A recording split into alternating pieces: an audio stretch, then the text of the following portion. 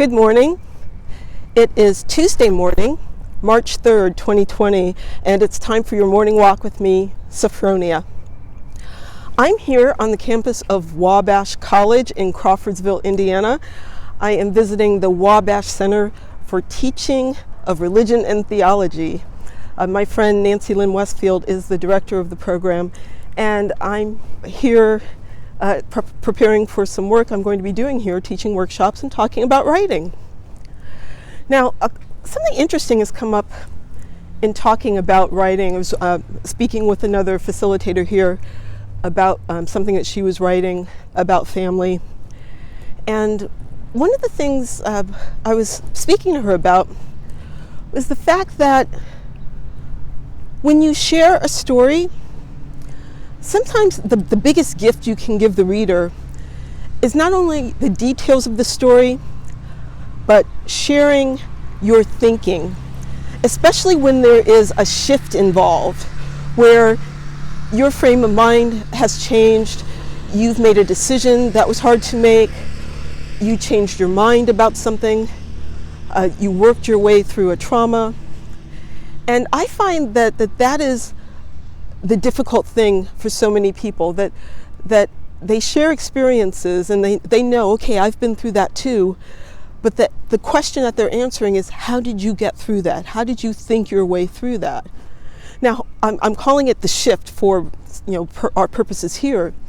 So our question is, how do you get the shift on the page? How do you communicate it on the page? And I think we inadvertently kind of gloss over it. Suddenly, I realized I didn't have to be afraid anymore. And that's not quite it, right? Or suddenly, God stepped in and everything was better. That's not quite what happened. If you think about in a film, sometimes there's a moment where a person is having this realization, and the director may even show a series of scenes flashing back to these instances that have happened, and the person is suddenly putting the pieces together and coming to this realization. You kind of have to do something like that on the page. You have to walk the reader step by step through the memories or the dots that you were putting together that helped you come to this realization. Now, sometimes it may seem simple, because sometimes it is a light bulb moment and it just happens. But when it is like that, you still have to describe it for the reader. Maybe it was a moment of just sudden relaxation, or a moment when you realized you were too tired to fight this anymore, and you kind of let go of a stress that you didn't even know you were holding, right?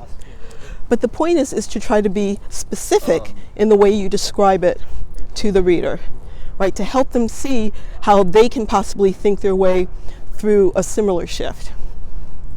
Now, I tend to talk about the universal. You've heard me talk about how writing goes from the personal to the universal.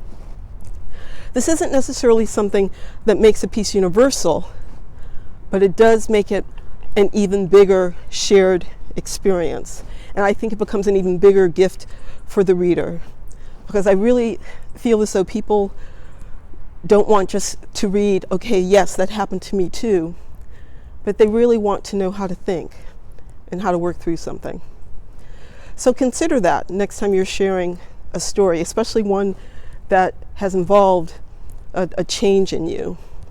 And when you revise, look at those moments where you shift, and have you walked the reader through it sufficiently enough? And I think it may be a revelation for yourself in terms of seeing how your own mind works, and I think you'll be more aware of it as time goes on. So I'm going to keep walking. I'm on my way to finish up a meeting. I'm actually flying home today. So be well. I'm getting a new newsletter out because we're in a new month. I don't know what else to tell you, but I'm just out and about. I'm finishing a book this month, so I'm going to be under the gun with that. So take care, and I will talk to you next week. Bye-bye.